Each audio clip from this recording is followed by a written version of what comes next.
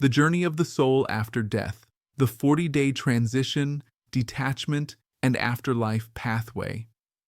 Across cultures, something remarkable appears again and again. My dear friends, for thousands of years, every culture, every religion, and every spiritual tradition has spoken about life after death.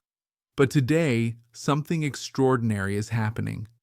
For the first time in human history, science is beginning to confirm what ancient wisdom has always taught, that the soul does not die when the body stops. Consciousness continues, awareness continues, love continues. For decades, doctors, neurosurgeons, cardiologists, and researchers have studied people who were clinically dead. No heartbeat, no breathing, no brain activity. Yet they came back with clear, vivid, life-changing experiences.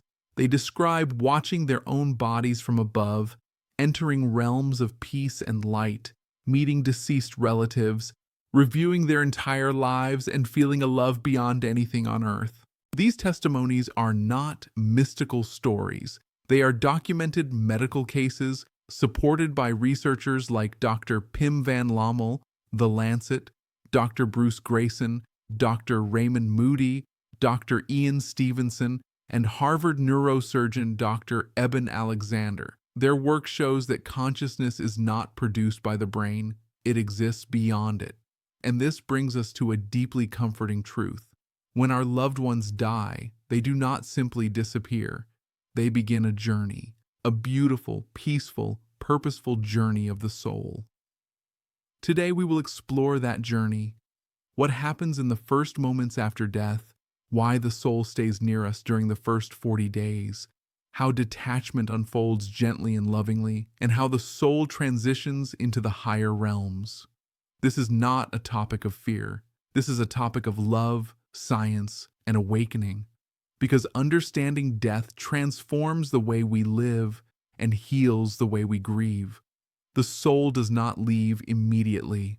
It stays connected for a period, especially the first 40 days. This is described in Hindu Garuda Purana, Tibetan Book of the Dead, Christian Eastern Orthodox tradition, Islam, Arbain observance, ancient Egyptian texts, modern NDE research, mediumship and afterlife studies, countless deathbed visions, all describe the same pattern. Let me break it down clearly, step by step.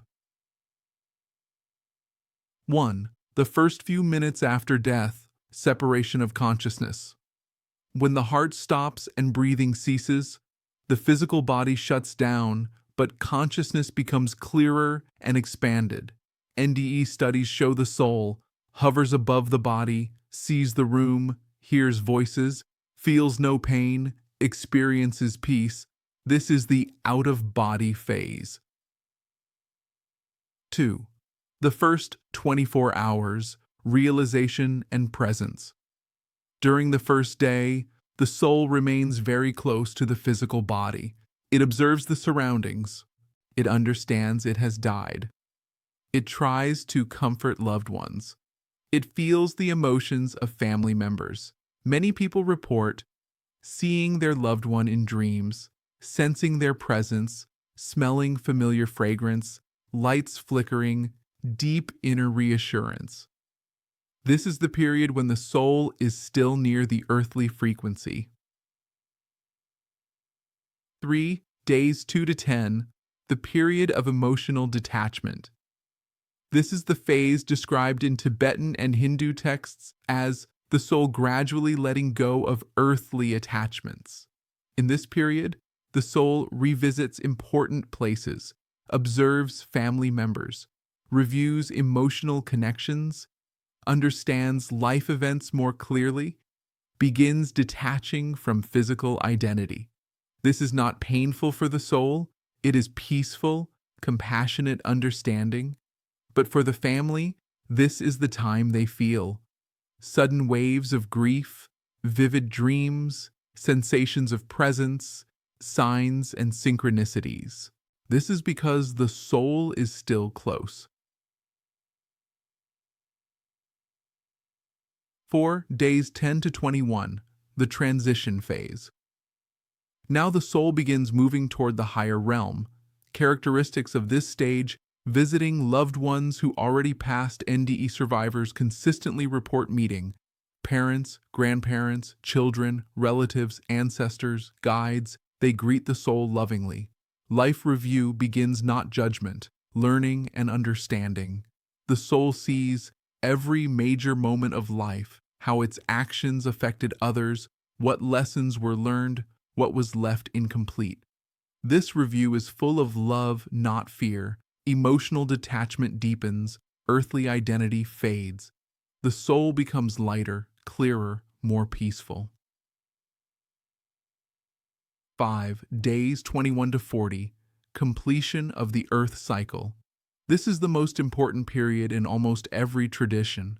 On these days, the soul completes its review, says its final energetic goodbyes, offers blessings to the family, releases emotional attachments, moves fully into the higher dimension. This transition is described as crossing the bridge of light, Sufism, passing the bardo, Tibetan Buddhism, entering the subtle realms, Hinduism, moving into the gardens of peace, Christian mysticism. Family members often feel dreams of farewell, a deep sense of peace, signs of reassurance, reduction of heavy grief, sudden lightness in the home. This is because the soul is completing its earthly connection. 6. After day 40, the soul has transitioned. By the 40th day, almost all traditions agree, the soul reaches its next destination. This may be a realm of learning, a realm of healing, a realm of rest, a realm of preparation, or a reunion with soul family. The soul is now peaceful, free, expanded, aware, connected, but no longer bound to the earth plane. It is not gone. It is simply in a different frequency.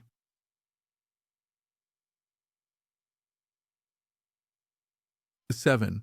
Does the soul still visit? Yes.